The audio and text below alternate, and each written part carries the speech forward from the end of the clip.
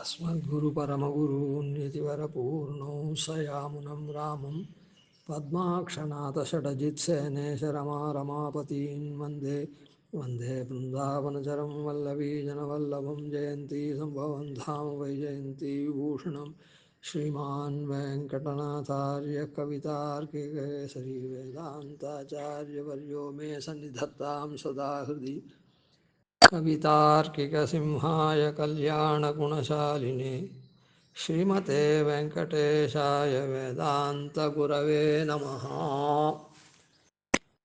கவிதார்க்கிக சிம்ஹாயா என்பதனால பரத்வத்தையும், கல்யாண குணசாலினே என்பதனாலே சௌலபியத்தையும் உடையவர் சுவாமி தேசிகன். பரத்வேசத்து சௌலபியம் எங்கே இருக்குதோ அவளை தான் தஞ்சமாக அடைக்கலமாக புகழாக அடைய முடியும். அப்போ தான் நம்முடைய அபீஷ்டம், நம்முடைய விருப்பம் நிறைவேறும் அவர்களால் அப்படின்றது. அந்த ரீதியில் சுவாமி தேசிகன் பரத்வேசத்து சௌலபியத்தை உடையவர் அப்படின்றது. சுவாமி தேசிகன்னு சொன்னால் பின்னாருக்கும் பின்புள்ளாருக்கும் இருக்கா மாதிரியான அந்த கிரந்தங்களும் பரத்வமாகவும் இருக்கும், சௌலபியமாகவும் இருக்கும். அதாவது உயர்ந்த விஷயங்களை உயர்ந்த ரீதியில் அப்படியே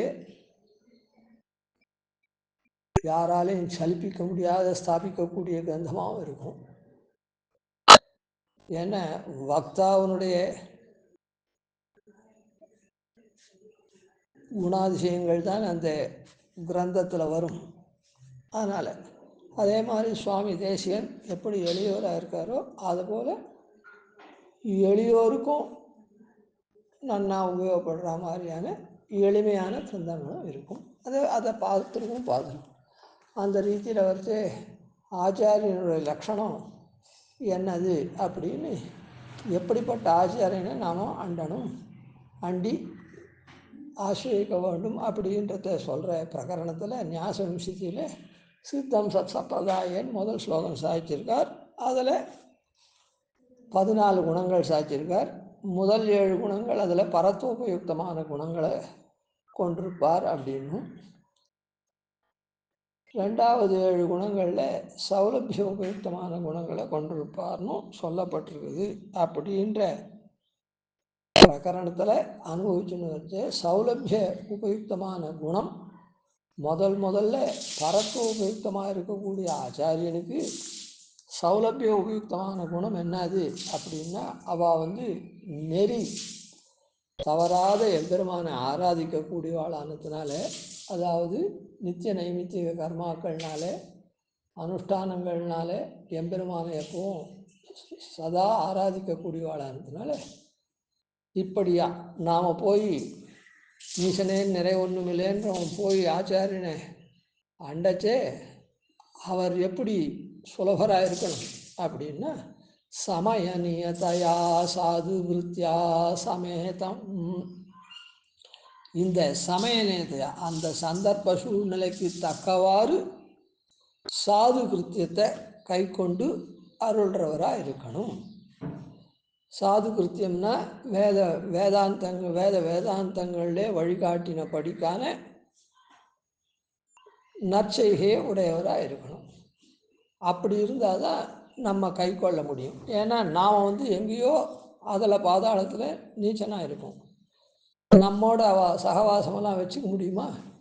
கர்ம பிரஷ்டாலையோ இல்லை அதான் கர்ம சண்டாளனையோ இல்லை ஜாதி சண்டாளனையோ இப்படிலாம் அவள் கை கொள்ள முடியுமா? அவளோட அவள் வந்து சகவாசமெல்லாம் வச்சுக்க முடியுமா? வச்சுக்க முடியாது. அவனோட பேச முடியுமா? பேச முடியாது.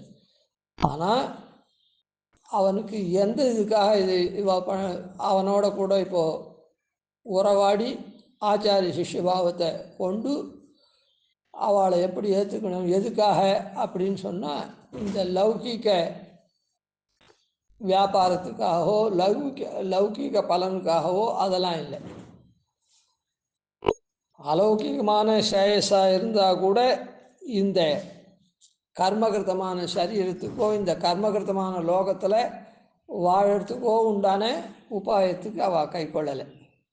எதுக்கு பின்ன கை கொள்கிறா அப்படின்னு சொன்னால், சிஷ்யனை ஆத்ம உஜ்ஜீவனமான மோட்சத்தை பெறறதுக்காக. அதனால ஆத்மாவுக்கு கர்மகிருத்தமான சரீரத்துக்கு தோஷம் இருக்குது. ஆனால் ஆத்மா தோஷமற்றது. ஆனால் அந்த ஆத்மாவை இந்த கர்மகிருத்தமான சரீரத்திலேருந்து விடுபட்டு ஸ்வஸ்தமாக மோட்சத்துக்கு போகக்கூடிய உபாயத்தை பண்ணுறதுக்காக இந்த கர்மகிருத்தமான சரீரத்தில் ஏற்ற குறைச்சல் நமக்கு இருந்தால் கூட அதுக்கு தக்கவாறு நம்ம கை கொண்டு ஆத்மோஜீவன உபாயத்தை நமக்கு அருளக்கூடியவராக இருக்கு. அதனால் சமய நியதையா சாது விருத்தியா சமேதம் அந்த மாதிரி சாது விருத்தியை சமயத்துக்கு தக்கினா போலே கை கொண்டு அனுகிரகிக்கக்கூடியவராக இருப்பார் அப்படின்னு சொல்லப்பட்டிருக்கு. அப்படிப்பட்ட ஆச்சாரியன்னு கொண்டு அதில் தான் யாராருக்கு எப்படியோ எல்லாருக்கும் ஒரே மாதிரியான சந்தர்ப்ப சூழ்நிலை சமயம் வாய்க்காது. ஆனால் அவரவர்களுக்கு தக்கினவாறு. நேற்று ஒரு உதாரணத்தை பார்த்தோம்.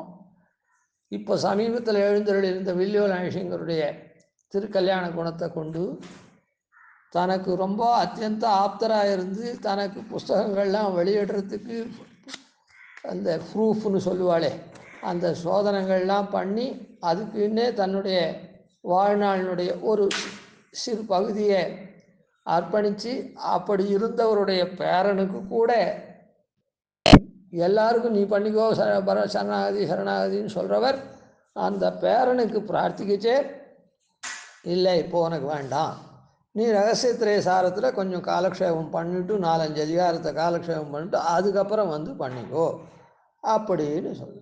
அதுதான்.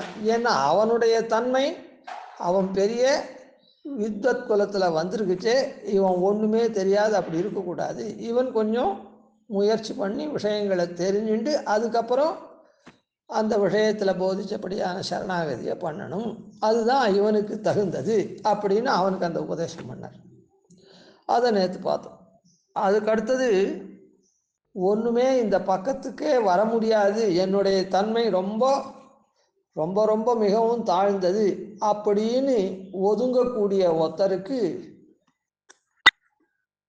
எப்படி பண்ணினார் அப்படின்றத அதையும் உதாரணமாக அதுதான் வாலின்னு ஒரு பெரியோர். அவர் திரைத்துறையில் சினிமா துறையில் இருக்கவர். அதனால் தன்னுடைய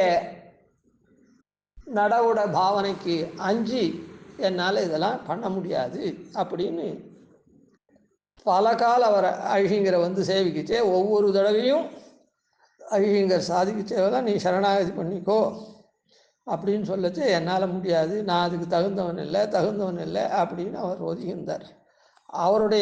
அவரை எப்படி ஆட்கொண்டார் அப்படின்றது அவருக்கு இப்போது அவர் இருக்கிற துறைக்கும் அவருடைய லௌகிக வாழ்க்கைக்கும் அழகிங்கருக்கும் எந்த விதமான சம்பந்தமும் இல்லை. ஆனால் அப்படி இருக்கச்சே அவர் பல கால அழகிங்கரை சேவிக்கக்கூடியவராக இருந்தார். கடைசி காலத்தில் அடிக்கடி 4-6 மாதத்துக்கு ஒரு தடவை எப்போ சேலையூரில் இருக்காரோ அப்போல்லாம் சேவிப்பார். எதுக்கு சேவிக்கணும்? அதாவது பெருமாள் சொன்னானே, கிராமே கிராமே சகத்வா பத கமலனதான் மாம் கிரகித்வா அபிரக்ஷான்னு. என்னை யார் என்னுடைய திருவடியை சேவிக்கிறானோ நான் போகிற இடத்துல அந்த மாதிரி சேலையூரில் வர்ச்சேவெல்லாம் பெருமாளை இவர் சேவிக்கிறார். சேவிச்சா அப்போ இவர் அபிரக்ஷணம் ஆத்மோஜீவனம் பண்ண வேண்டியது இவருடைய கடமை. அதனால் இவர் என்ன பண்ணுறார், அவருக்காக இறங்கி அடியேனே கேட்டது ஒரு தடவை சொல்லச்சு, நீ ஒன்றுமே பண்ண வேண்டாம், ஒரு 9:30 மணி வாக்கில் வா, இந்த சொக்காயை மாத்திரம் ஒரு 5 நிமிஷம் கழிட்டு போகிறோம், வேறு ஒன்றுமே பண்ண வேண்டாம். இல்லை நான் அப்படி இருக்கேன் இப்படி இருக்கேன், நான் அவருடைய ஆகாராதிகள் அது இது எதோ அவர் சொல்லி இயலாமையே சொன்னார். நீ ஒன்றுமே பண்ணுவானா, நீ என்ன பண்ணிட்டு இருக்கியோ அதையே பண்ணு அப்புறமும் கூட, ஆனால் நீ இதை பண்ணிக்கோ அப்படின்னு அவரிடத்துல அவருடைய சந்தர்ப்ப சூழ்நிலைக்கு தக்கவாறு இந்த வியக்தி விசேஷம் பெருமாளை சேவிக்க வரார். இவரை நாம் ரட்சிக்க வேண்டியது நம்முடைய பொறுப்பு அப்படின்னு சொல்லி அவர் என்னென்ன இது பண்ணுறதுக்கு விரோதமான காரியம் தன்னிடத்துல இருக்குது, தன்னுடைய சூழ்நிலை படிக்கு, தன்னுடைய தொழில் படிக்கு அப்படின்னு சொன்னால் கூட நீ அதை அப்படியே தொடர்ந்து பண்ணு, அதை பற்றி இல்லை, நீ இதை சரணாகதி பண்ணிக்கோ அப்படின்னு சாய்ச்சார். பல கால் சாய்ச்சார். சரி, இப்போ ஐஷிங்கர் அந்த ஐஷிங்கர் கிட்ட சரணாகதி அவர் பண்ணிட்டாரா அப்படின்னா ஊரறிய சரணாகதி பண்ணிக்கலை. சரணாகதி அவர் அந்த ஐஷிங்கரிடத்தில் பண்ணிக்கலை. ஆனால் ஒரு தடவை இல்லை, 2 தடவை இல்லை, 5-6 தடவை ஐஷிங்கர் உறுத்தி சொல்லச்சே அங்கே போனால் தானே இந்த மாதிரி இருக்குது. அவர் சொல்ல நாம் மாட்டேன்னு சொல்லிட்டு எதுக்கு நாம் அங்கே போனோம் அப்படின்னு வராது இருக்கலாமா? அப்படி இல்லை. அதான் ஒரு பசு மனுஷ பக்ஷிவான்னு ஒரு மகான் இடத்துல நாம் போகணும், அவரை சேவிக்கணும், அந்த சரணாகதி பண்ணிக்கணும். அப்போ தான் நமக்கு இது நல்லது, மோட்சம், அது இது மறுபிறவி கிடையாது இப்படின்ற இந்த ஞானமெல்லாம் இல்லைன்னா கூட அந்த மகான் இடத்துல ஒரு ஈடுபாடு, அந்த ஈடுபாட்டினால அந்த மகான் சொல்கிறது ஒன்று, அது இதுவரால் முடியாத காரியத்தை அவர் சொல்கிறாருன்றது ஒன்று இல்லை. நீ எப்படியும் நீ இருக்கிறபடியே இரு, ஆனால் இந்த மாத்திரம் நான் சொல்கிறது மாத்திரம் கேளுன்னு அவர் சொல்கிறார். அப்படி ஒருத்தருக்கு ஒருத்தர் ஒத்து வராத, இவர் ஒன்று சொல்கிறார், அவர் ஒன்று சொல்கிறார். ஆனால் அப்போ கூட என்ன அங்கே போனால் தானே இந்த மாதிரி விவாதமெல்லாம் வருது, அங்கே போவே வேண்டான்னு தவிர்க்கலை. திருப்பி அந்த மகானை சேவிக்கிறார், ஐஷிங்கரை சேவிக்கிறார். அப்படின்னா ஏச்ச வைஷ்ணவ சம்சயாக அப்படின்ற ரீதியில் அந்த வைஷ்ணவாகிரேசராக இருக்கக்கூடிய ஐஷிங்கரை எப்போ பார்த்தாலும் சேவிக்கிறார். அப்போது அவன் பிரார்த்திக்கலைன்னா கூட, அவன் இசையிலேன்னா கூட என்னை சேர்ந்தவன் களவொழிவார் எமரென்ன இசைந்தவர்க்கும் காவலராம் அப்படின்ற ரீதியில் ஐஷிங்கரிடத்துல அத்தியந்த பிரீத்தியுக்தனா ஆனா விட்டு, பக்தனா ஆனா விட்டு, அவரே ஆச்சாரிய அபிமானம் உத்தாரகம்னு சொல்கிறாளே, அந்த ஆச்சாரிய அபிமானத்தை அவன் பெற்றுட்டான். அந்த ஆச்சாரியன் பண்ண வேண்டிய காரியம் என்ன? சரணாகதி பண்ணி வைக்கணும், அது அவருடைய காரியம். அதனால் இவன் ஈடேறிடுறான். இப்போது இந்த பிரகிருத விஷயத்தில் இவர் அது மாத்திரம் பண்ணலை, அந்த ஆச்சாரியன் சொன்ன சரணாகதிக்கு இசையில், அதனால் ஆச்சாரியன் பண்ணலை. அதாவது ஆச்சாரியன் சொல்லாமல் இருந்து அப்படியே இவன் நம்ம இடத்துல பக்தனாக இருக்கான், பிரீத்தி யுக்தனாக இருக்கான், இவனுக்கு சரணாகதி பண்ணிவிடலாம் அப்படின்னு சொன்னால் பண்ணிவிடலாம். ஆனால் அவர்கிட்ட சொன்னா விட்டு, அந்த வியக்தி விசேஷத்துக்கிட்ட சொன்னா விட்டு வேண்டாம் வேண்டாம் வேண்டாம் வேண்டாம்னு தடுக்கிறதுனால அந்த இடத்துல அதை இசையாத தன்மை ஒன்று இருக்குது. பெருமாள் என்ன பண்ணுறான்? இசைவித்து என்னையும் தாளினை கீழ் இருத்தும் அம்மானேன்னு தான் சொல்கிறார்.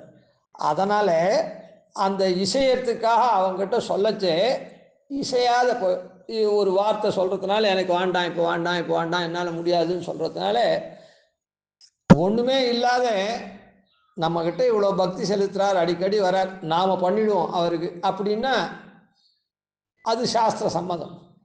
ஆனால் லோக ரீதியாக அவருக்கு மாலோலன் எதிர்க்க நிற்க வச்சு இந்த உக்தி நிஷ்டையாக பண்ணணும் அப்படின்னு திருவுள்ளம். அந்த திருவுள்ளத்தை சொன்ன உடனே அவர் இசையாத்தினால் அதை பண்ணவும் இனிமேட்டு தானேவும் பண்ணுறதுக்கு முடியல, அதனால் பண்ணலை. ஆனால் இந்த ஆச்சாரிய கட்டாட்சம் என்ன பண்ணிடுது பாருங்கள். தேனைவத்தே பிரயாசந்தி தத்விஷ்ணோ பரம பதம்னு சொல்லிருக்க. இந்த ஆச்சாரியனை பற்றி அவர் பல பாடல்கள் எழுதினார், சினிமா பாட்டு எழுதுகிறவர். ஆனால் அவர் இந்த ஆச்சாரியனை பற்றி பல பாடல்கள் எழுதினார். அந்த ஒரு பாடலில் என்ன எழுதியிருக்கார் அப்படின்னா, இந்த வில்லிவலத்தில் இவர் அவதரித்தவர் அப்படின்றதுனால அந்த வில்லிவலம் தந்த இந்த முக்கோல் முனிவர்ன்ற ரீதியில் எழுதியிருக்கார். அந்த வில்லிவலம் அப்படின்றதே என்னன்னா, வில்லியா, வில்லின்னா தனுஷ்பாணி, வில்ல கையில் ஏந்தின ராமனை போல வில்ல வச்சுட்டு என்ன பண்ணுவா, எல்லாத்தையும் ஒருமுகப்படுத்துவா. ஆன மாதிரி இவர் வலம் வந்தார்.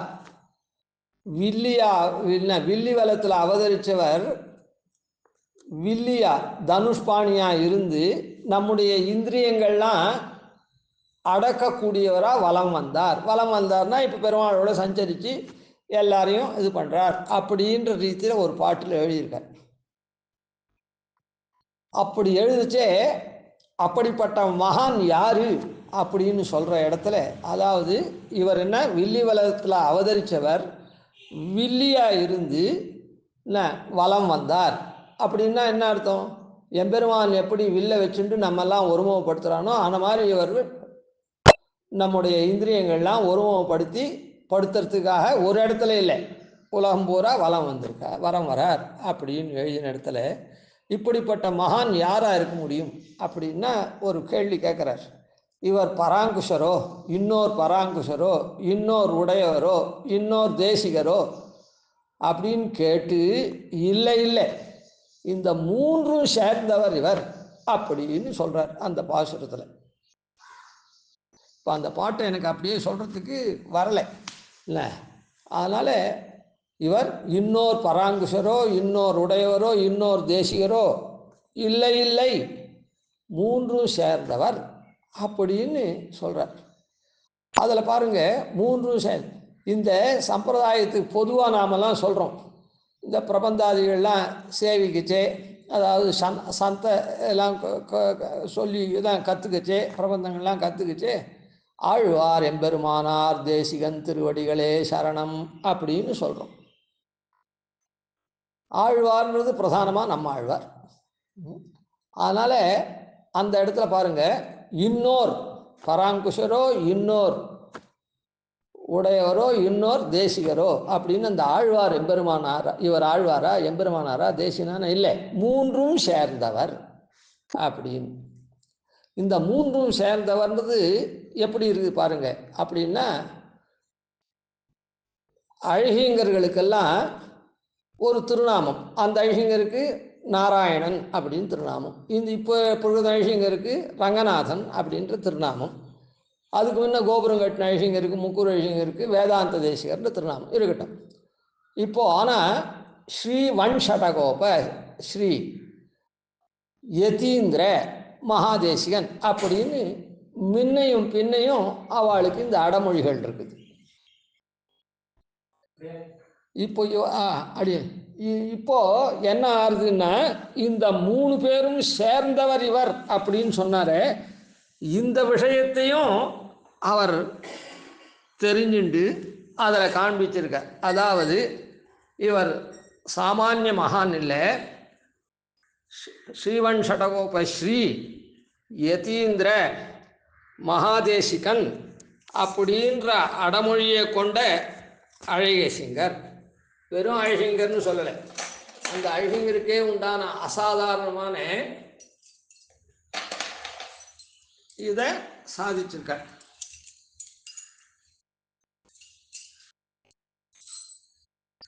அந்த பாட்டில் பாடியிருக்கார். இப்படி இருக்குது.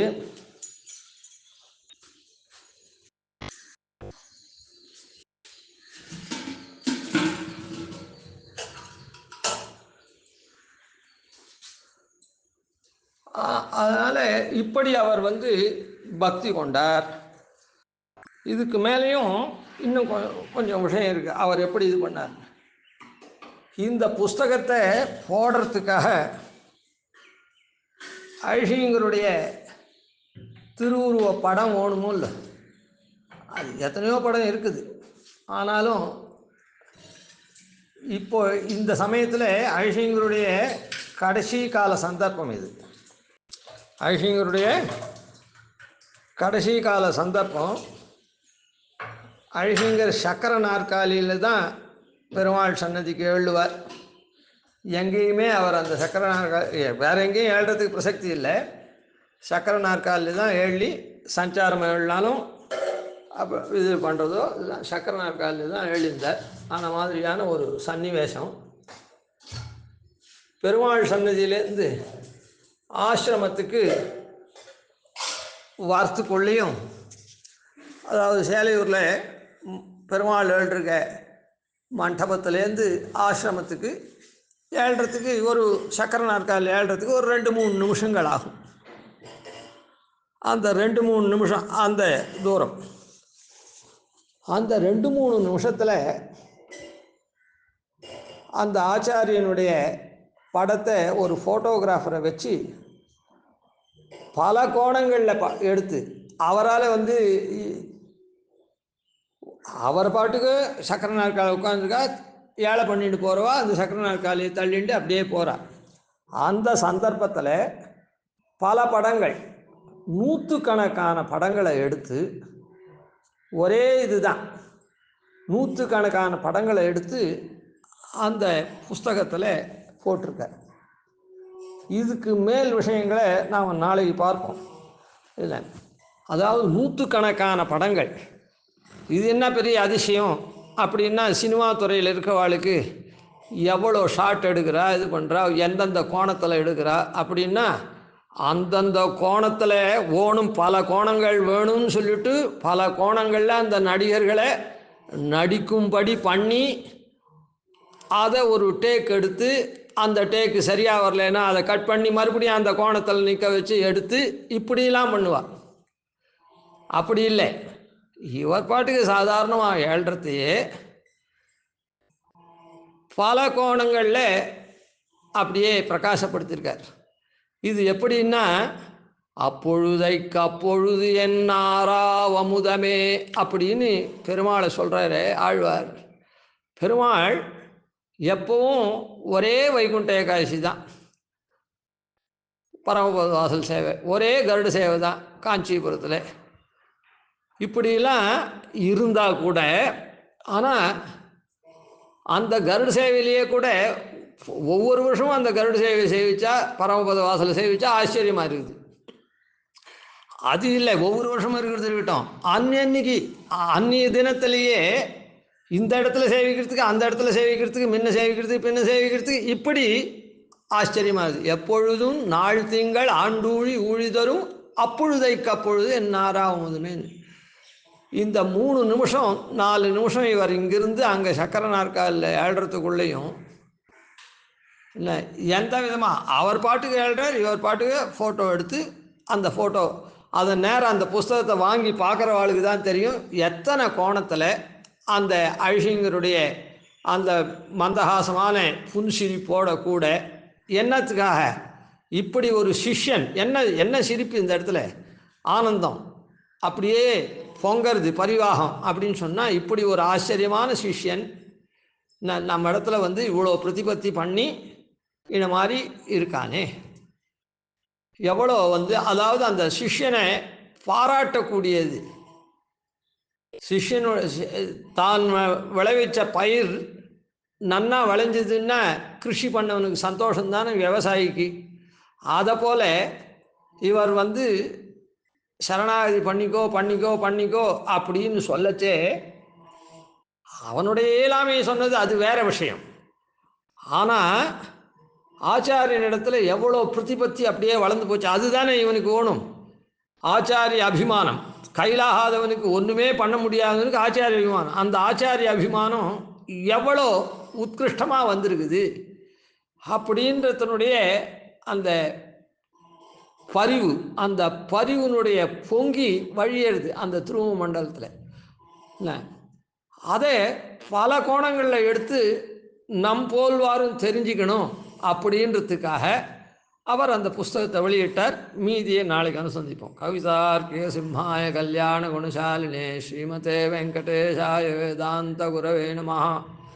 ஆதிவன் ஷடகோபாதீன் யதி வர்யான் பஜே நிஷம் ஸ்ரீரங்கபூர்வஷடதித்யதீசானபதாஸ்ரயம் ஸ்ரீவத்சவம் சதிலகம் வந்தே ஸ்ரீகிருஷ்ணதேசிகம்.